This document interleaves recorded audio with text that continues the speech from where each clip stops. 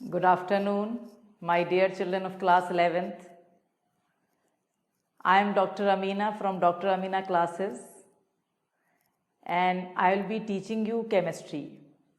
As you have attended my introductory session, so you know about the classes, about us, about me, but only you know my name. Some of you which are here from 9th or 10th, they know me. But first time आपको अच्छा लगेगा कि आपको Amina madam पढ़ा रही हैं chemistry, और आपको केमिस्ट्री सबसे बेस्ट सब्जेक्ट लगेगा. This is my guarantee. Understood my dear children? So I am very much like excited to meet you, to know you, to see your beautiful faces, but it is the wish of God that at this time I can't see you, but obviously all the problems will be solved और सब कुछ अपना जैसा था वैसा हो जाएगा. आप मेरे पास आएंगे, मैं आपको देखूंगी और बढ़िया इंटरेक्शन रहेगा. तो अपनी जर्नी बहुत लंबी है, अभी ये पूरा 11th है, फिर 12th है. So our journey is very very lengthy but very very healthy and happy moments आपकी लाइफ में जो आएंगे आप हमेशा उनको याद करेंगे. So I have given to you the introduction of myself. Again I will give you in 1 minute only. I love chemistry my dear, and you know when the teacher love the subject, जो भी teacher जो subject पढ़ाता है उससे उसे love होना चाहिए, उसको टीचिंग अच्छी लगना चाहिए. जब भी वो बेटा पढ़ाता है अपने मन से, और बच्चा उसके पढ़ाने से अट्रैक्ट होता है. Correct? And this is the reason कि जनरल डिस्कशन में मैंने आपको नहीं बताया, बट आप मेरी जो जर्नी केमिस्ट्री की है नियरली फ्रॉम 30 years, इसमें मैं काउंट नहीं कर सकती. मतलब अगर मैं रजिस्टर्स निकालूंगी और नाम लिखूंगी तो I think I can't. What I want to tell you, children which are getting 95 above in my subject in class 12th CBSE board exams. It is a very big thing बेटा. 95 मतलब 10 तक तो जैसे मैंने आपको बोला कि आप 95 क्या 98 भी ला सकते हो, बट 12th में जो बच्चे केमिस्ट्री, फिजिक्स और इन जैसे सब्जेक्ट्स, मैथ्स, बायोलॉजी में जो बच्चे 95 लाते हैं अबव, यकीनन वो बहुत सही और टॉपर बच्चे माने जाते हैं. तो आपको ये बात पता होना चाहिए कि आप जिस टीचर से पढ़ रहे हैं उनका क्लास 12 बोर्ड में 95 अबव लाइन लगी हुई है. 98, 99, 100 आउट ऑफ 100 भी आपकी क्लासेस ने, आपकी अमीना मैडम ने प्रोड्यूस किए हैं बच्चे. So when you know this, you want, you be eager to study the chemistry from that person who know the A to Z of chemistry. Okay my dear children? मतलब मेरे ख्वाब में, मेरे सोने में, मेरे उठने में केमिस्ट्री रहती है. यू आर लकी कि आप मुझसे केमिस्ट्री लें, बट आप यकीनन लें. खाली आप सुने और हैव अ फन तो आपको केमिस्ट्री नहीं आएगी. करेक्ट? ये तो बोर्ड की बात है. अगर आप नीट में देखें, नीट में बेटा केमिस्ट्री में हर सब्जेक्ट में 45 क्वेश्चंस होते हैं. 45 क्वेश्चंस में से अमीना मैडम के बच्चे जो केमिस्ट्री पढ़ते हैं उनसे, या जो नीट के बच्चे हमारे होते हैं, 40 अबव उनके नीट में केमिस्ट्री में आते हैं. नीट का पेपर केमिस्ट्री का, मेडिकल का काफ़ी टफ होता है. IIT JEE में जब 30 क्वेश्चन होते थे अभी पिछले साल तक, उसमें भी 28 तक सही करके आते हैं बच्चे, जो कि IIT JEE का पेपर मतलब चैलेंजिंग होता है, काफ़ी डिफ़िकल्ट होता है. So what I want to tell you in the beginning of the session, keep your chemistry as so strong, have the strength in chemistry. So suppose if you are a maths child having physics, chemistry and maths as your combination, may you have some phobia with maths, may physics conceptual hot question will lead you to a little bit negativity, but keep chemistry as the top one. So you can get marks in chemistry for your competitive exam, which help you to increase your rank. Am I right?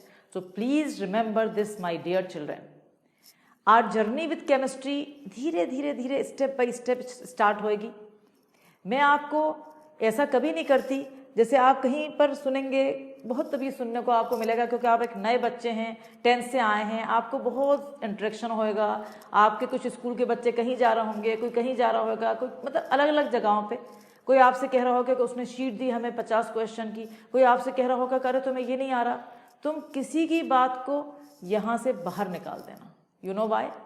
Amina madam की special feature क्या है उनकी class का, chemistry का क्यों है बच्चे में इतना स्ट्रॉन्ग केमिस्ट्री क्यों है मेरे बच्चे की? You know why?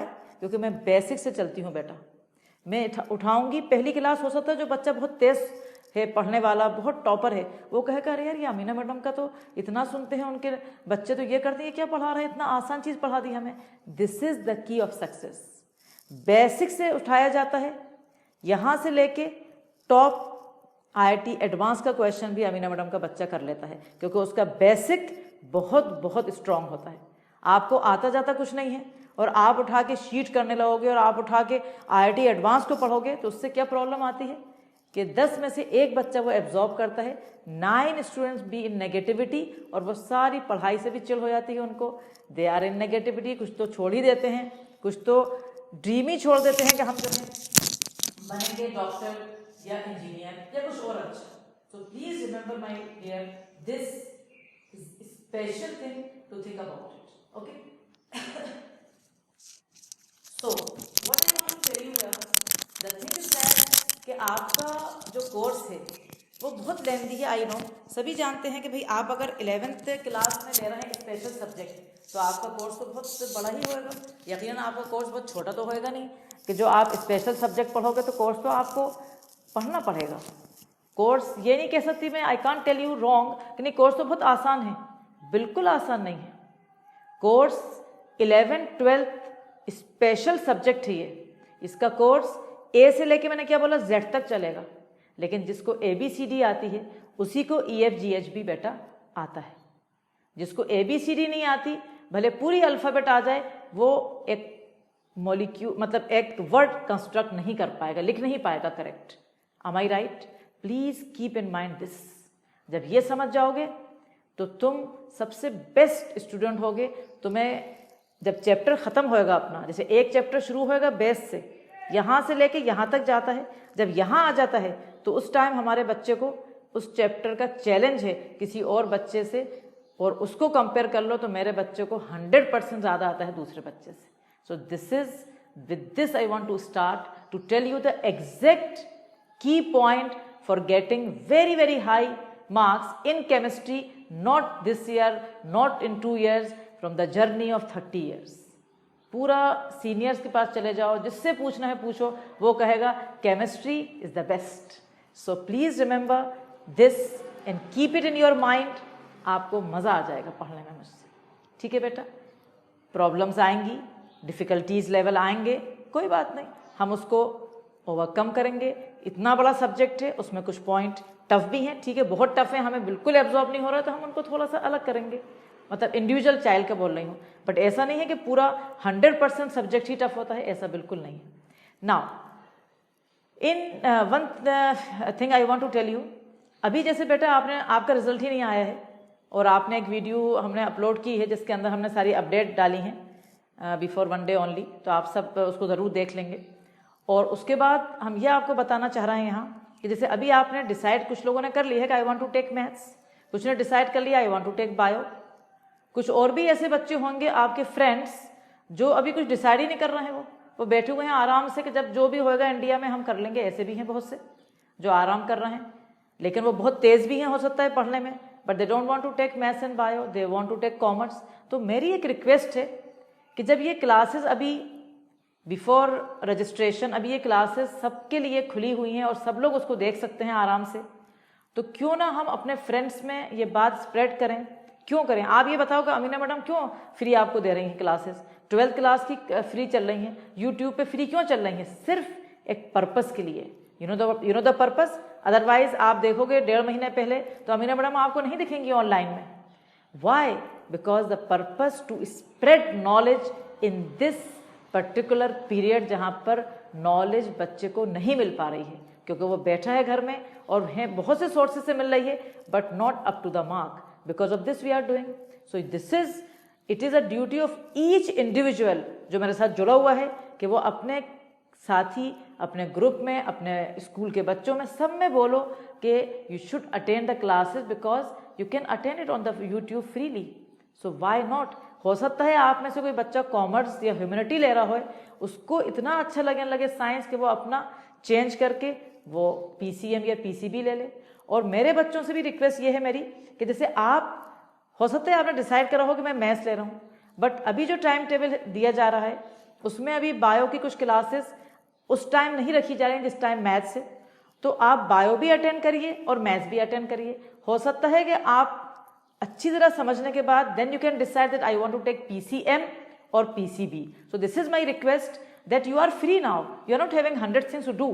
तो why you can not attend bio also and you can attend maths also, then you can decide, और आपको अच्छा भी लगेगा. और जो बहुत ही ज़्यादा, जैसे कुछ बच्चे होते हैं 1-1, 2-2, 3-3 हर मतलब क्लास में होते हैं जो मैथ्स और बायो दोनों लेते हैं, like they are taking their optional subject maths, not computer, Hindi और fine art. I am not advising this but I am telling कि हो सकता है किसी बच्चे को जैसे बायो और मैथ्स बहुत ही अच्छा लगता हो, उसको मतलब लगता होगा I can't leave bio, I can't leave maths, तो आप अटेंड तो करो क्लासेस पहले और आप आराम से फिर डिसाइड कर सकते हो. Okay my dear, so this is all about what I want to tell you today. Now this is the introduction means not what I want to tell you today. Before we start my dear, सबसे पहले हमें syllabus देखना है कि हमारा syllabus है क्या. 10th का सिलेबस हमें पता था 5 चैप्टर्स ऑफ केमिस्ट्री थे, ये हमें पता था. अब हमें 11th का चैप्टर देखना है कि कितने चैप्टर्स हैं केमिस्ट्री के. बट उससे पहले एक बात और कही जाएगी, केमिस्ट्री पढ़ क्यों रहो तुम, ये भी तो होना चाहिए ना कि why you want to study chemistry. क्यों पढ़ूं मैं केमिस्ट्री भाई, मुझे तो इंग्लिश लिटरेचर अच्छा लगता है, मुझे वो पढ़ना है. Why I want to study chemistry, I don't like it. You should like it, you have to like it. You know why? Why? आपके सामने मैं खड़ी हूं, आप अपने घर में अपने बैठे हो एक चेयर पे, जिस चेयर पे आप बैठे हो बेटा वो केमिस्ट्री ही तो है, और क्या है. काय से बनी है? Plastic. Plastic, preparation of plastic आप केमिस्ट्री में ही पढ़ोगे. केमिस्ट्री ही का ही कॉन्सेप्ट है ये कि प्लास्टिक होता क्या है और कैसे बनेगा. मैं खड़ी हूं यहां, मैं कपड़े पहनी हूं जो भी कॉटन के, आप पहने हो सपोज कॉटन के, पॉलिस्टर के. काय से पता चलेगा? टेक्सटाइल इंडस्ट्री काय पे चलती है? सिर्फ केमिस्ट्री पे चलती है, सिर्फ और सिर्फ केमिस्ट्री पे चलती है. अगर केमिस्ट्री नहीं होती दुनिया में तो टेक्सटाइल इंडस्ट्री नहीं होती. अगर दुनिया में केमिस्ट्री नहीं होती तो प्लास्टिक नहीं होता. हो सकता है कि आप में से कोई चश्मा लगाया है, काय का बना है बेटा? फाइबर का, ग्लास का, मेडअप ऑफ केमिस्ट्री ओनली. सारा कंपोजिशन उसमें केमिस्ट्री का है बेटा. चलो छोड़ो सारी चीज़ें, आप कहो हम तो पुराने ज़माने के लोग हैं भाई, हमें ना प्लास्टिक चाहिए, ना हमें ग्लास चाहिए, ना हमें चेयर चाहिए, ना हमें कुछ नहीं चाहिए. अरे तुम्हें अपने आप को तो चाहिए. From top to bottom full body made up of what? Cells, tissues. काय से बने हैं ये? कार्बन. जानते हो कार्बन क्या फिजिक्स से, कार्बन क्या मैथ से? कार्बन तो आपने लास्ट ईयर पढ़ा है full chapter, carbon and it's compounds. तो आपकी पूरी की पूरी बॉडी कार्बन से बनी है बेटा. ऊपर वाले का देखो क्या गिफ्ट दिया है आपको कि इतना छोटा सा एलिमेंट जो आपको दिख भी नहीं रहा है उससे आपकी पूरी बॉडी बनी हुई है. पूरे सेल्स और टिश्यूज और प्रोटीन्स और amino acid and each and everything is made up of carbon. तो क्या कार्बन इंपॉर्टेंट नहीं है? नहीं है इंपॉर्टेंट. पेपर लोगे, अभी कॉपी में लिखोगे आप, कॉपी में पेपर काय से बना है? कार्बन से बना है. पेंसिल लोगे, पेंसिल से लिखोगे, कार्बन से बना है. तो हर चीज जो आपके आसपास है, पानी पीते हो, क्या पानी के बगैर जिंदा रह सकते हो? H2O, what is it? Oxygen and hydrogen. Correct और नॉट? क्या आप जिंदा रह सकते हो किसी भी बगैर खाए, मतलब बगैर खाए नहीं रह सकते. खाना जो खा रहे हो वो भी तो केमिस्ट्री है. जो आप सांस ले रहे हो, एयर, एयर जा रही है अंदर के नहीं? एयर नहीं आएगी अगर 1 सेकेंड के लिए, what is the meaning of heart attack? 1 second के लिए ऑक्सीजन का सप्लाई अगर नहीं हो रहा आपके हार्ट में, you will be getting heart attack and immediate death. Is air made up of O2 and N2? क्या O2 एंड N2 केमिस्ट्री नहीं है? क्या रेस्पिरेशन जिसकी वजह से पूरी बॉडी के एक एक सेल और टिश्यू में क्या जाता है? ऑक्सीजन. क्या ये केमिस्ट्री नहीं है? तो how we can not love chemistry? क्या पॉसिबल है किसी इंसान के लिए कि वो कहे ना I hate chemistry? How you can say this statement? If you hate chemistry you are not suppose to live, because अगर केमिस्ट्री भाई नफरत है हमें, तो हमें एयर नहीं चाहिए भाई, हम तो एयर नहीं चाहिए हमें तो प्लांट्स ये लगे हुए, मैं उधर देख रही हूँ क्योंकि वहाँ पर पूरा गार्डन है मेरा, तो वहाँ प्लांट्स लगे हुए हैं। क्या प्लांट्स नहीं चाहिए भाई? मुझे photosynthesis, chlorophyll I don't want, I don't like chemistry, so I don't want anything. So this is the importance of chemistry my dear, and you have to love it. करना ही पड़ेगा प्यार केमिस्ट्री से, क्योंकि उसके बगैर जिंदा नहीं रह सकते।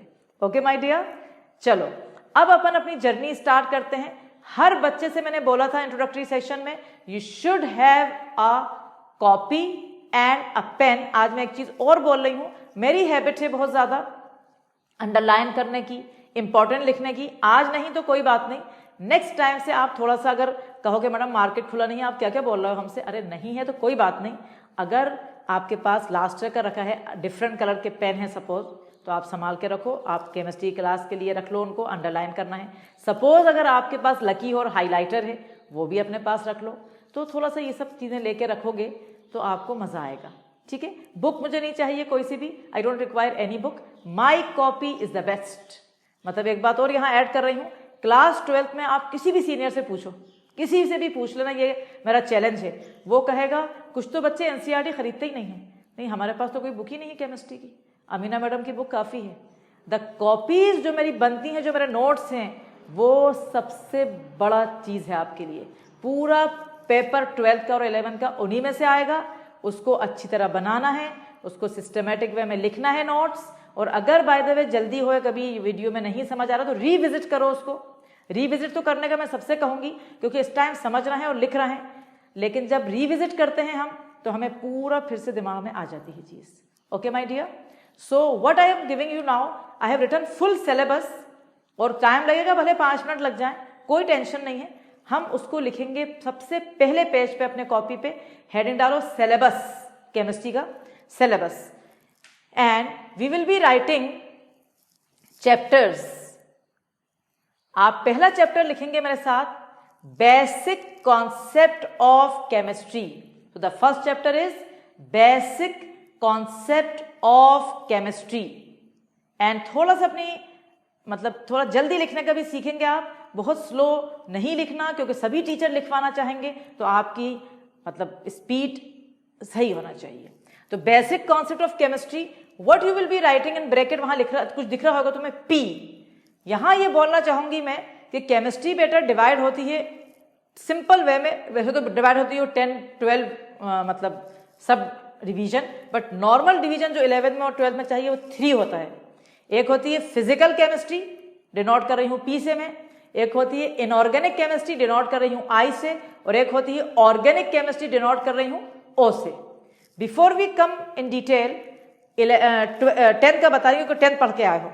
10th में जो पहला चैप्टर था वो इनऑर्गेनिक था, कॉम्बिनेशन डिकम्पोजिशन। जो सेकेंड चैप्टर था एसिड बेस एंड सॉल्ट, वो थोड़ा सा फिजिकल था, बट फिजिकल नहीं था, वो जनरली था, क्योंकि उसमें कोई न्यूमेरिकल ही नहीं था। फिजिकल का मतलब ही न्यूमेरिकल होता है। Third metal non metal pure inorganic था, पीरियोडिक टेबल प्योर इनऑर्गेनिक था, और carbon and compound organic chemistry था। तो ये तुम्हारे चैप्टर थे 5। जहां तक कहूं मैं तो फिजिकल था ही नहीं, पूरा इनऑर्गेनिक था, और ऑर्गेनिक का एक चैप्टर था कार्बन एंड कंपाउंड। बट 11 में फिजिकल ज्यादा है, 11 में न्यूमेरिकल्स बहुत होते हैं, फिजिकल ज्यादा होती है। तो first chapter basic concept of chemistry is P, mean it come in physical chemistry. Is it clear my dear?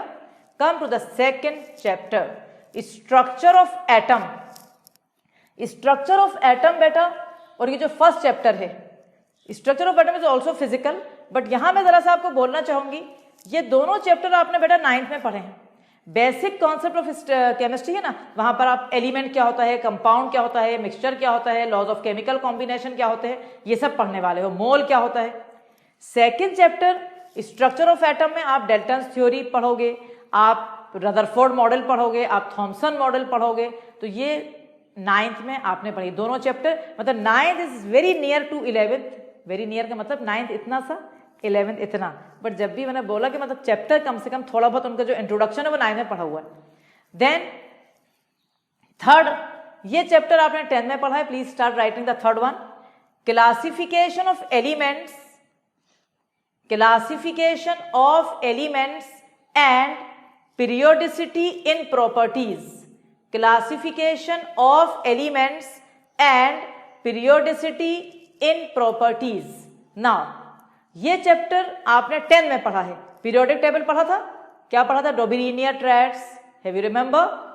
Second क्या पढ़ा था? Newlands law of octaves. Third क्या पढ़ा था? मेंडलीफ। फोर्थ क्या पढ़ा था? मॉडर्न। वहीं से स्टार्ट होता है, फिर डिटेल आ जाती है उसकी। तो ये वाला प्योर इनऑर्गेनिक का चैप्टर है, स्टैंड विद आई, एंड ये 10th में पढ़ा था। ये सब अब नए चैप्टर्स हैं, ये कहीं नहीं पढ़े थे। 4 बॉन्डिंग एंड मॉलिक्यूलर स्ट्रक्चर लिख लो, 4th लिखोगे आप, अभी 3rd नहीं लिखा है तो 3rd फिर से पढ़ देती हूं मैं। Classification of elements and periodicity in properties, ठीक है। 4th है bonding and molecular structure, bonding and molecular structure, chapter inorganic का है। अभी जैसे एक बात कल जो आपको वीडियो डली है जिसमें बताया गया है कि अगर बुक्स नहीं हैं तो एनसीईआरटी ने फ्री बुक अपने साइट पे डाली हुई है, आप चाहो तो डाउनलोड कर सकते हो उन बुक्स को अपने पास, अगर आपको लग रहा है कभी भाई बुक की जरूरत है, जब भी जरूरत पड़े आप ये काम कर सकते हो, क्योंकि अभी आपने यकीनन बुक्स नहीं ली हैं क्योंकि आपके एग्जाम खत्म हो गई, आप दूसरे दिन से मतलब ये प्रॉब्लम आ गई थी। Now 5th chapter states of matter, states of matter क्या लिखा है? P. It is again physical chemistry chapter, states of matter. 6 thermodynamics, thermodynamics, thermodynamics again come in which category? In physical chemistry chapter, thermodynamics. Chapter number 7 equilibrium, equilibrium, actually equilibrium 2 part में होता है, NCERT ने एक part में दिया है but actually वो 2 part में है, एक केमिकल इक्विलिब्रियम और एक आयोनिक इक्विलिब्रियम। यहां पर मैं 1 मिनट रुकूंगी, मैंने एक क्रैश कोर्स चला रही हूं मैं यूट्यूब पे, फ्री ऑफ कॉस्ट है सबके लिए, वो नीट और आईआईटी के लिए है। मैं तुम्हें जरा सा बताना चाह रही हूं, अभी तो तुम्हें कुछ समझ नहीं आएगा उसमें ऑफ कोर्स, क्योंकि वो क्रैश कोर्स स्पेशली नीट और आईआईटी के लिए, मतलब बिल्कुल एक्सक्लूसिव कोर्स है वो, जहां पर मतलब बिल्कुल अप टू द मार्क चीजें दी जाती हैं, वो उसी को समझ में आएगा जिसने बेसिक पढ़ लिया है। लेकिन आपको अभी से बताना चाह रही हूं, सपोज मैंने एक चैप्टर खत्म करा यहां पर, ठीक है, एक चैप्टर अपना खत्म हुआ, हर बच्चा 11 का जो चाहता है कुछ अच्छा करना, वो क्रैश में जहां पर स्ट्रक्चर ऑफ एटम कंप्लीट हो गया है वो पूरा वहां से पढ़ेगा, वहां क्वेश्चंस मिलेंगे उसको, वहां बहुत कुछ मिलेगा, उसका स्ट्रक्चर ऑफ एटम ऐसा हो जाएगा कि the best in full India में भी। तो प्लीज रिमेंबर दिस, अभी तो कुछ समझ नहीं आएगा, अभी नहीं पढ़ो, से बता रही हूं मैं, क्योंकि ये सारे चैप्टर्स मैंने कवर कर दिए हैं कहां पर? क्रैश कोर्स जो मेरा चल रहा है। Now equilibrium, equilibrium is divided 2 part, बहुत बड़ा चैप्टर है, मैंने क्रैश में उसको 2 पार्ट में डिवाइड करा है, 7-8 वीडियोस बनी है उसकी। केमिकल इक्विलिब्रियम अलग एक है पार्ट, आयोनिक इक्विलिब्रियम एक अलग पार्ट है, तो ये बहुत बड़ा चैप्टर है और ये भी किसमें आता है? फिजिकल केमिस्ट्री में। Understood? 8th redox reactions, right, ये तुम्हें सुन के जरा अच्छा लग रहा होगा क्योंकि फर्स्ट चैप्टर जो आपका 10th का था उसमें आपने रिडॉक्स पढ़ा था, have you remember? Reduction oxidation, ये वाला चैप्टर है, रिडॉक्स रिएक्शंस, ये पूरा चैप्टर है, वहां पर आपने एक पेज पढ़ा था, यहां फुल चैप्टर आपको मिलने वाला है। देन इधर ये भी फिजिकल है। Now come to chapter number 9 hydrogen. आप बड़े अजीब सा सोचोगे, अरे यार मैडम हाइड्रोजन तो एक एलिमेंट है, हमने उसके बारे में पढ़ा था कि हाइड्रोजन जो है वो भाई उसकी पोजीशन ना तो ग्रुप 1 में है ना इधर है, उसकी पोजीशन अभी तक सेटिस्फाइड नहीं हुई है, तो ये पूरा चैप्टर पढ़ना है। हाँ भाई केमिस्ट्री पढ़ना है, आपको डेप्थ में जाना है मेरे सब्जेक्ट में, तो क्यों नहीं पढ़ना है? तो hydrogen is also one of the chapter, come in which category? Inorganic. Come to the next one, 10 chapter number 10 S block elements. अपना जो पीरियोडिक टेबल है बेटा लास्ट में आपने नहीं पढ़ा है, लेकिन मैं जरा सा आपको बताऊंगी, आपको अच्छा लगेगा। अपना पीरियोडिक टेबल तो पढ़ा हुआ है, सिर्फ इतना पढ़ा है कि पीरियोडिक टेबल सबने देखा हुआ है लास्ट ईयर, बढ़िया 10 की बुक में बना हुआ था, जो बच्चे यहाँ पढ़ते थे उनको फ्लो चार्ट से पढ़ाया गया था। तो एस ब्लॉक ये कहाँ से आ गया भाई? ये पीरियोडिक टेबल का ही है। पीरियोडिक टेबल जैसे कोई मतलब एक सिटी है, होती ना, सिटीज होती हैं पुणे में, हर जगह, उनमें ब्लॉक्स होते हैं, block A, block B, block C, block D.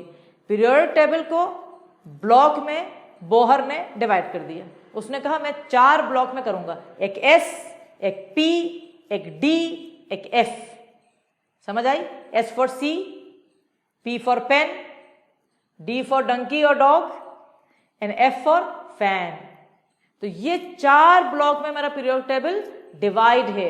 इसमें एस ब्लॉक पढ़ेंगे अपन 11th में, come in the category of inorganic chemistry, जहां पर मैं जरा सा आपको एक मतलब ब्रीफ में बता रही हूं कि S block group 1 and group 2 होता है बेटा। पीरियोडिक टेबल पढ़ा था लास्ट ईयर, जो ग्रुप 1 था तुम्हारा और group 2, that is your S block. Then P block, P block again inorganic आ रही है। पी ब्लॉक बताएं क्या है बेटा? पी ब्लॉक होता है group 13, 14, 15, 16, 17, 18। Again S block group 1 and group 2 only. P block, Bohr ने कहा कि एस ब्लॉक में छोटा सा कर रहा हूं, छोटा सा है एस ब्लॉक। पी ब्लॉक में बहुत से लोग रहते हैं भाई। पी ब्लॉक कहां से शुरू हो रहा है? 13, 14, 15, 16, 17, 18। अंडरस्टूड?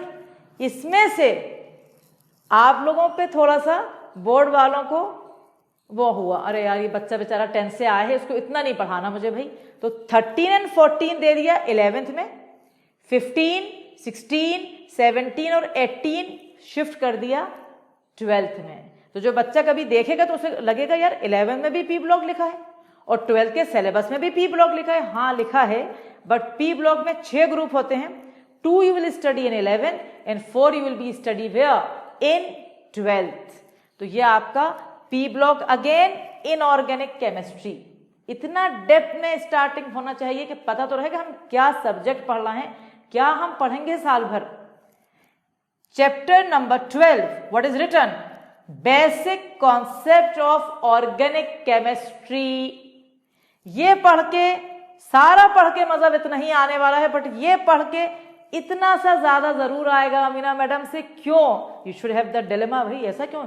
ये चैप्टर 12 ने ऐसा क्या कर दिया कि अमीना मैडम से पढ़ने में इसे मजा आ जाएगा? My specialization is organic chemistry. I have done my MSc in organic chemistry. समझ गए? इवन जो बच्चा मारा मारा फिरता फिरता ना इधर गया उधर गया, तुम पूछना अपने सीनियर से, अपने स्कूल्स में, वो सारी टेढ़ी आड़े जो क्वेश्चन होते ना ऑर्गेनिक के, जहां पर किसी से नहीं बन रहे होते, शीट तो पकड़ा दी बच्चे को, अरे सॉल्व तो करवाओ शीट को, वो आता है मारा घारा, अमीना मैडम प्लीज ये बता दोगे, अमीना मैडम ये क्वेश्चन कैसे करेंगे, ये वाले का क्या कॉन्सेप्ट है। ये है ऑर्गेनिक केमिस्ट्री। जिसकी ऑर्गेनिक स्ट्रॉन्ग वो कंपटीशन में आगे बढ़ जाता है, निकल जाता है वो सारे एग्जाम्स में। This is chapter number 12। आपने इसका स्टार्टिंग कार्बन इट्स कंपाउंड कहां पढ़ा था? 10th में। उसी की डेप्थ आगे चलेगी। Please write O. What is O? Organic. Chapter number 13, what is the name? Hydrocarbon. नाम तो सुना है बेटा 10th में, ये डेफिनेशन भी लिखवाई थी 10th में। हाइड्रोकार्बन वो कंपाउंड होते हैं जिनमें हाइड्रोजन और कार्बन होता है।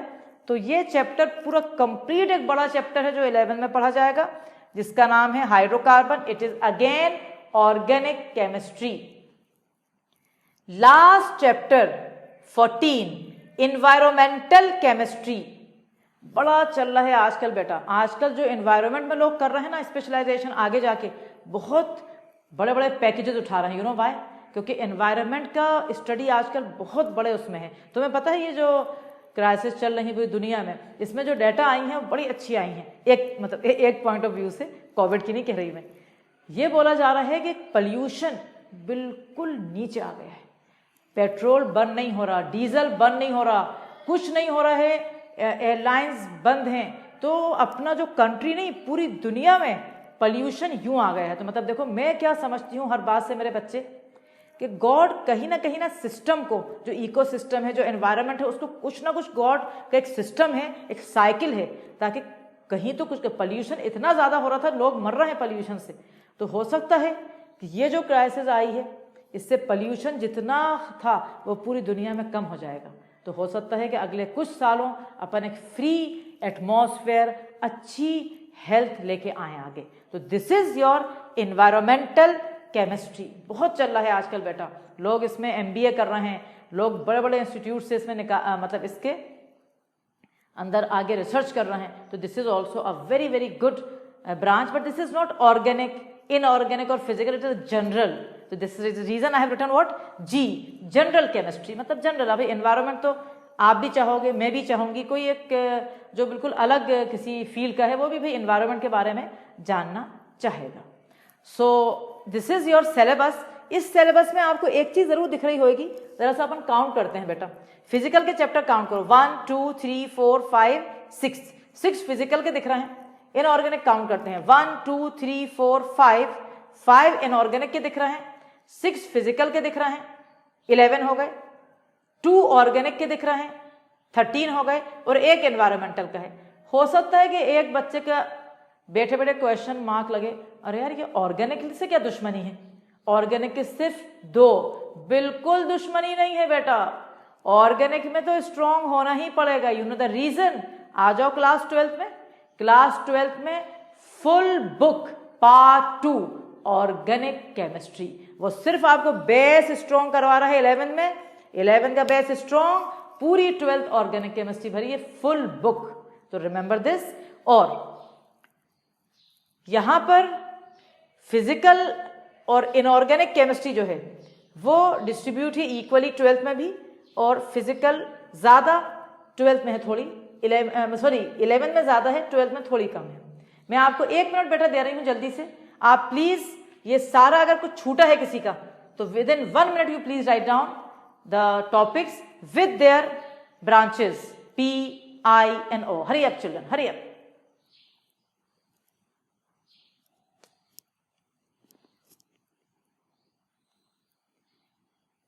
Have you finished or not? I hope you have finished. और अगर नहीं भी है तो वही वाली बात कि चलो फिर से हम लिख लेंगे, ऐसा कोई प्रॉब्लम नहीं आ रही कि हमारा कोई छूट गया तो हम फिर से रिविजिट कर लेंगे और देख लेंगे। नाउ अब आप कहोगे मैडम आप ये तो बता दो, आपके पास तो इतने चैप्टर हैं, आप शुरू कैसे करोगी? तो एक बात फिर बताई जा रही है, बहुत बहुत ध्यान से देखना, बहुत ज्यादा ध्यान से देखना। और अगर कोई फ्रेंड्स हैं आपके जो आज नहीं ज्वाइन कर रहे हैं, उनको जरूर बोलना कि आज वाली वीडियो देखें। वो क्या है उसमें बताना है, इंपॉर्टेंट। क्या होता है बेटा, जैसे फॉर एग्जाम्पल 10th में अगर किसी बच्चे ने फर्स्ट चैप्टर छोड़ दिया है ना, फर्स्ट चैप्टर छोड़ दिया किसी बच्चे ने, वो था ना अपना केमिकल रिएक्शन इक्वेशन, तो वो बच्चा प्रॉब्लम में आएगा। यू नो द रीजन क्या, क्यों आएगा? क्योंकि उसको इक्वेशन लिखना ही नहीं आ रहा होंगे, उसको बैलेंस ही करना नहीं आ रहा हो, तो कैसे सेकंड पढ़ेगा? करेक्ट। अब अगर किसी ने सेकंड छोड़ा एसिड बेस सॉल्ट, तो मेटल नॉन मेटल में भी वो बच्चा परेशान होएगा। आ रहा है समझ?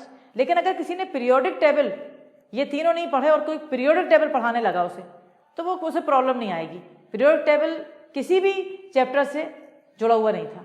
यहां पर भी मैं ये बात स्टार्टिंग में तुम्हें बता रही हूं, you should take care of this. What is that? ये जो चैप्टर है ना बेटा, ये पूरा मॉल कॉन्सेप्ट है। ये वाला चैप्टर थोड़ा सा इससे अटैच है बट बहुत ज्यादा नहीं है। बट चैप्टर नंबर 2, जिसने चैप्टर नंबर 2 नहीं पढ़ा वो 3 नहीं पढ़ सकता। चैप्टर 3 जब ही पढ़ पाएगा बच्चा जब 2 से आता है, ठीक है। चैप्टर 4 जब ही पढ़ पाएगा बच्चा जब उसको 2 और 3 आते हैं। तो ये ध्यान रखो इन चीजों पे, मतलब 2, 3 एंड 4 ये तीनों बेटा एक साथ जुड़े हुए हैं, ऑल द 3 टुगेदर। एक भी इसमें से छोड़ा नहीं पढ़ा तो दूसरा, तीसरा, चौथा नहीं आएगा। समझ गए? ये चैप्टर अपने अलग है, ये चैप्टर भी समझ में आ जाएगा अलग, ये अलग, ये अलग। बट यहां पर भी अगर आप ऑर्गेनिक का 1 नहीं पढ़ रहे हैं, चैप्टर 12 समझ नहीं रहे हो, तो 13 कभी नहीं समझोगे। और जो बच्चा 12 और 13 नहीं समझ रहा, वो बच्चा पूरा 12th ऑर्गेनिक में रोएगा। तो प्लीज रिमेंबर, हर चीज एक से एक जुड़ी हुई है। Take care of this. मैं स्टार्टिंग ऑफलाइन में कभी मैं स्ट्रक्चर ऑफ एटम से करती हूँ, कभी मॉल कॉन्सेप्ट से। अभी मैं स्पेशली मॉल कॉन्सेप्ट से नहीं कर रही स्टार्टिंग, उसका रीजन बता रही हूँ। मॉल कॉन्सेप्ट यानी फर्स्ट चैप्टर। कुछ लोगों को 9th में ही फोबिया था मॉल से, मॉल का नाम देखा और उनकी जान निकल रही है, जबकि सिंपल न्यूमेरिकल्स होते थे 9th में। तो मैं नहीं चाह रही कि आपको फोबिया दिला दूं केमिस्ट्री से पहले। एक दफा आप केमिस्ट्री में मेरे साथ जर्नी शुरू कर दो, डेप्थ में आ जाओ मेरे साथ, फिर आपको हर चैप्टर अच्छा लगने लगेगा। तो अपन जो शुरू करेंगे बेटा, not with the first chapter, we will be starting with the second chapter, क्योंकि सेकेंड चैप्टर में अगर कुछ फर्स्ट चैप्टर का आया तो वो मैं पढ़ा दूंगी, वैसे ज्यादा नहीं आएगा। ओके माय डियर, अब एक काम करो, जब तक मैं बोर्ड मिटा रही हूं, आप लोग फर्स्ट मतलब पेज पे आपने ये लिखा है, अब उस पेज पे आप कुछ नहीं लिखो। आप कहोगे मैडम आप कॉपी हमारी भरवा रही हो, जबकि लॉकडाउन में कॉपी नहीं मिलेगी। इतना भी नहीं भरवा रही यार, एक पेज तो कहा है उलट लो, सिर्फ एक पेज आप आगे बढ़ाओ, और उस पेज जो कि नया पेज है बिल्कुल, उसमें आपने कुछ नहीं लिखा है अभी। On that page, middle of the page, centre में ऊपर बिल्कुल कॉपी के आप लिखोगे चैप्टर का नाम। So all of you please start writing structure of atom. So what you have to write now, structure of atom. तो अब हम लिखेंगे, अब हम पढ़ेंगे स्ट्रक्चर ऑफ एटम, हम शुरू कर रहे हैं। और आप कहो, अगर आप में से कोई, जैसे कुछ लोग होते हैं ना बहुत ज्यादा उन्हें हर चीज में प्रॉब्लम होती है, मतलब आपकी बुराई नहीं कर रही, आप बहुत अच्छे हो, मैं तो एक जनरल बात कर रही हूँ। कुछ लोगों को हर चीज में प्रॉब्लम होती है, जैसे कुछ लोगों को होता है कि अरे यार मैडम ये चैप्टर 1 महीने क्यों चल रहा है। इस चीज को पहले दिमाग से निकाल देना कि ये ऐसा क्यों हो रहा है और ये ऐसा क्यों हो रहा है। मैंने तुम्हें सिर्फ इतनी बात बोली है, तुम्हें पढ़ा रही है Amina madam, 30 years experience, 1000 and 1000 of children getting 95 above, selecting in MBBS, in engineering IIT। तो बस अब दिमाग में सोचना बंद कर दो। मुझे पता है मुझे कैसे पढ़ाना है, भले मैं ये चैप्टर तुम्हारा 1 महीने में खत्म करूं, कोई टेंशन नहीं है। क्यों नहीं है टेंशन, क्योंकि हाइड्रोजन खत्म हो जाएगा 10 दिन में, एनवायरमेंटल केमिस्ट्री खत्म हो जाएगा 5 days में। बट ये चैप्टर जो है ना, मेरे हिसाब से ये बैकबोन है केमिस्ट्री का। आपकी जो बॉडी है पूरी, उसका बैकबोन जानते हो क्या है, रीढ़ की हड्डी हिंदी में कहते हैं। जिसकी उसमें प्रॉब्लम आ गई, उसकी पूरी बॉडी पैरालाइज्ड। बस ऐसा समझना है और चलना है मेरे साथ इसकी जर्नी में। So all of you have written structure of atom. आज तो बहुत ही कम होगा क्योंकि टाइम काफी होता जा रहा है, बट अगली जो क्लास होगी अपनी, कब होएगी वो टाइम टेबल में देखेंगे आप, ट्यूसडे को है वो क्लास, पूरी पढ़ाई वाली होएगी। आज इंट्रोडक्शन शुरू हो रहा है, ठीक है, स्ट्रक्चर ऑफ एटम। नाउ सबसे पहले हम इसमें यह बताना चाहेंगे कि नाम ही तो पता होना चाहिए पहले। भाई ये एटम है क्या, एटम, बहुत से लोगों को पता नहीं एटम क्या है। एटम, अरे भाई एटम का मतलब क्या है, समझो चैप्टर के नाम का मतलब। लो मैं भी लिख लूं, तुमने लिखा है तो मुझे भी लिखना चाहिए, structure of atom. Okay, I want to know that what is atom.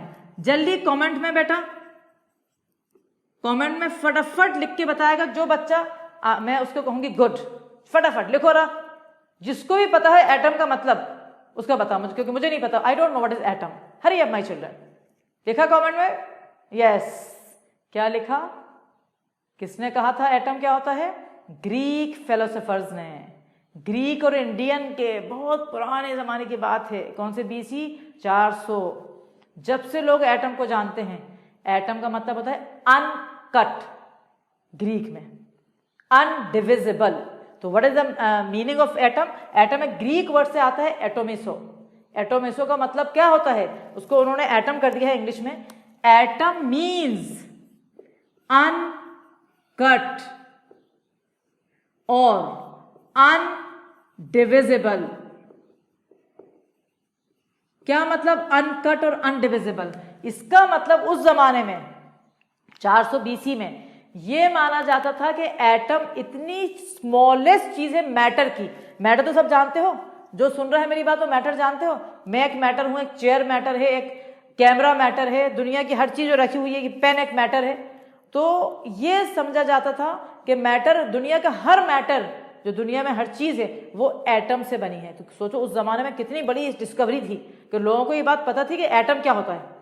लेकिन उन लोगों के हिसाब से ये कॉन्सेप्ट था कि एटम अनकट है, सबसे छोटी चीज है, उससे ज्यादा छोटी कोई चीज होती नहीं है। तो वो ना कट हो सकता है ना डिवाइड हो सकता है, इट इज अनडिविजिबल। ये है एटम, जो ग्रीक फिलोसोफर्स और इंडियन फिलोसोफर्स का कॉन्सेप्ट था उस जमाने में। समझ गए। अब उसके बाद आए लोग, बट मतलब कुछ ज्यादा कुछ नहीं करा। फिर आए हमारे डेल्टन साहब। जानते हो डेल्टन को, पढ़ा है डेल्टन तुमने 9th में। Dalton's atomic theory 18th century में आए थे। कौन साहब, डेल्टन। और डेल्टन ने अपनी एक थ्योरी दी, उसके हिसाब से भी डेल्टन के टाइम भी डेल्टन ने भी ये कहा था कि atom is the smallest part of the matter, but वो डिवाइड नहीं होएगा। मतलब वो डेल्टन की थ्योरी गलत, बट उस जमाने में बहुत बड़ी चीज, क्योंकि उसने बहुत से जो मतलब पॉइंट्स दिए थे अपनी थ्योरी के, वो सारे के सारे सही थे। ठीक है बेटा, तो अब अपन एक काम करते हैं, मेरे साथ आप एक साइड रिंग डालोगे, डेल्टन्स एटॉमिक थ्योरी से अपन स्टार्ट करेंगे अपना चैप्टर, जो कि 9th में आपने पूरा पढ़ा हुआ है। आई नो दिस, बट यकीनन आप कहोगे मैडम 9 तो भूल भाल गए हम। कोई बात नहीं, अपन रिवाइज कर लेते हैं साथ। डेल्टन्स एटॉमिक थ्योरी, रटना नहीं केमिस्ट्री, रटने से कोई सब्जेक्ट से प्यार नहीं होता है, समझना पड़ेगा तो खुद ही सब्जेक्ट अच्छा लगने लगेगा और खुद ही याद भी हो जाएगा। वो ऐसा नहीं है कि याद नहीं होएगा। नाउ क्या कहा था, मेरा पेन रख दो अपना और सुनो मैं क्या बोल रही हूं, तुम्हें समझो क्या समझा रही हूं मैं। डेल्टन साहब ने ये बोला था, मैं साहब क्यों कह रही हूं, because I really admire all my scientist in chemistry, even all my teachers, और आप भी इतनी ही इज्जत देना अपने टीचर्स को, आप इतना ऊपर जाओगे, रिमेंबर दिस। तो डेल्टन साहब ने क्या कहा था, उन्होंने कहा था matter consist of small particles known as atom. Please don't write anything. सब्जी वाला चिल्ला रहा है बाहर, उसकी भी जॉब है बेचारा, वो चिल्ला रहा है, मैं अपनी आवाज बड़ी कर रही हूं। तो मैटर कैसे बनता है, स्मॉल पार्ट्स, उसे कहते हैं अपन एटम, मैटर जिससे बनता है एटम, और वो atom is indivisible. This postulate is not correct, but उस जमाने में सही था, और हम तो डेल्टन पढ़ना ना, हमें तो पढ़ना पड़ेगा, सही है कि गलत है उससे क्या करना हम। सेकेंड जो पोस्टुलेट उसने कहा था, उसने ये कहा था कि एक एलिमेंट है, जैसे सोडियम है ना, एक सोडियम है, सोडियम के अंदर जितने भी एटम्स हैं, सोडियम एक एलिमेंट है, उसमें हजारों इनफाइनाइट नंबर ऑफ एटम्स हैं, वो सारे एटम्स एक ही काइंड के होंगे, वो एक ही जैसे होंगे, सारे के सारे एक ही जैसे होंगे। जैसे अपन कहीं पर जा रहे हैं, वहां पर बहुत सी बर्ड्स हैं, एक जगह जा रहे हैं अपन, बहुत बर्ड्स हैं, तो जैसे पूरा जगह है वहां से बर्ड्स ही बर्ड्स, चिड़िया हैं, तो यकीनन उस जगह पे बर्ड्स ही होंगी ना, वहां पर एलिफेंट थोड़ी आ जाएगा, वहां पर कोई टाइगर थोड़ी आ जाएगा। तो ऐसे ही एटम अपनी एक दुनिया है उसकी, सोडियम एलिमेंट एक दुनिया है, उसमें क्या है, सारे एक जैसे सोडियम एटम्स। ठीक है, उनकी मतलब प्रॉपर्टीज भी सेम है, उनका मास भी सेम है। जैसे अगर 10 सोडियम के एटम है तो हर सोडियम के एटम का मास एक जैसा है। और ये बात जो डेल्टन ने कही थी 100% ट्रू है, अभी तक आप और मैं और सब लोग उसको मान रहे हैं केमिस्ट्री में। सेकेंड उसने क्या कहा था कि जो डिफरेंट एलिमेंट्स हैं, जैसे एक सोडियम है और एक पोटेशियम है, तो डिफरेंट एलिमेंट्स जो हैं उनके जो एटम्स वो डिफरेंट होंगे, यानी सोडियम का एटम पोटेशियम के एटम से डिफरेंट होएगा यकीनन। बर्ड और चिकन दोनों अलग अलग चीजें हैं, बर्ड एक अलग फैमिली को बिलोंग कर रही है, चिकन एक अलग फैमिली को बिलोंग कर रही है। बर्ड का मास अलग है, चिकन का मास अलग है, सोडियम का मास अलग है, पोटेशियम का मास अलग है। आया समझ के नहीं? तो डिफरेंट जो एटम्स हैं डिफरेंट एलिमेंट्स के, they have different mass and they have different properties. समझो, मजा आ जाएगा सब्जेक्ट में। लास्ट पोस्टुलेट उसने क्या कहा था बेटा? लास्ट पोस्टुलेट उसने ये कहा था कि जब कंपाउंड बनता है, जैसे कि मान के चलो वाटर, सबसे सिंपल चीज पीते हैं पानी अपन, वाटर कैसे बनता है? हाइड्रोजन और ऑक्सीजन। तो उसने कहा जब कंपाउंड बनता है तो डिफरेंट एटम्स डिफरेंट एलिमेंट्स के combine together to form a compound. Full stop. यहां पर डेल्टन फिनिश। इतना बोला उसने, और जितना बोला फर्स्ट पॉइंट के अलावा सारा अपन फॉलो कर रहे हैं, तो we have to honour Mister Dalton. Understood? This is your Dalton's atomic theory. Theory यानी कॉन्सेप्ट किसका? एटम का, given by Dalton. Is it clear my dear? Please write down the side heading postulates. Postulates. Before we start, many times in chemistry we will write postulates. If anyone having dilemma in the word postulates in English, please remember or write anywhere or there only important points. तो postulates क्या होता है? Postulates means important points. Important points of the theory. Theory के important points क्या हैं? ये होता है postulates. So please all of you write fast postulates. Please don't forget to write important points and then you write the first point. वो 18.8 में है, वो मैं देखना चाह रही थी. वो कोई आपसे मतलब डेट नहीं पूछेगा ना ईयर पूछेगा, बट ऐसी बता रही थी मैं. ठीक है, तो 18.8 में उसने निकाली थी डेल्टन ने, 18 और 8 में. अगर किसी को अच्छा लगता है, मुझे अच्छा लगता है, इसलिए मैं थोड़ा सा रिवाइज करती रहती हूँ डेट्स. सो फर्स्ट पॉइंट क्या बोला डेल्टन ने? Matter consist of indivisible atoms. Matter कैसे बनता है? Matter consist of indivisible atoms. जहां इनडिविजिबल है वहां पर अंडरलाइन कर देंगे, क्योंकि ये उसका मेन कॉन्सेप्ट था. मतलब उसके अकॉर्डिंग मैं बताऊं, इसका जरा सा और मतलब समझा देती हूं. तुम सब जानते हो एटम में इलेक्ट्रॉन है, एटम में प्रोटॉन है, एटम में न्यूट्रॉन है. डेल्टन नहीं जानता था. 18वीं सेंचुरी में डेल्टन नहीं जानता था. डेल्टन समझता था कि एटम इनडिविजिबल है, सिर्फ एटम है बस, उसके अंदर कुछ नहीं है. उसको डिवाइड करेंगे तो कुछ नहीं निकलेगा. ये मतलब है इस बात का. Second postulate, finish this. इसकी राइटिंग धीरे जल्दी जल्दी लिख लो.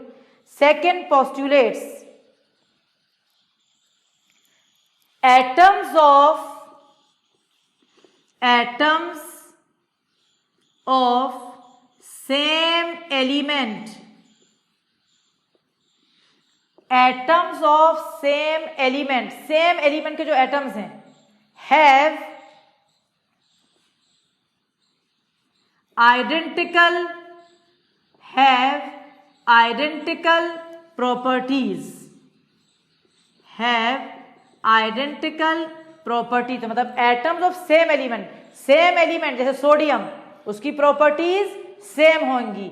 Also have same mass. Her atom का, तुम्हें पता है ये बात, 9 में 23, हर सोडियम के एटम का मास 23 U.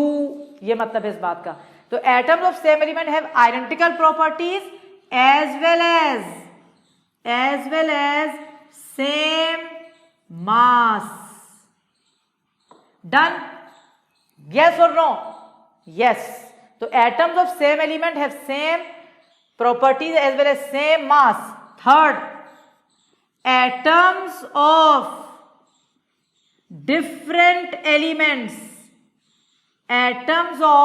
different elements have different, जैसे बताया अभी sodium and potassium, different properties and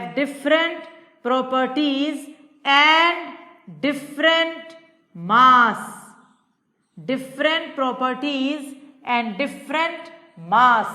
Fast.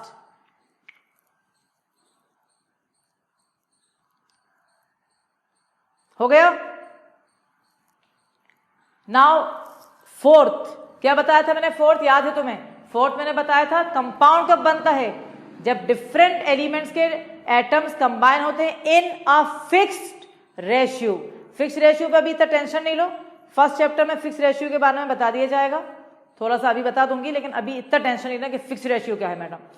तो right the fourth postulate. I will be writing it here. Compound is formed when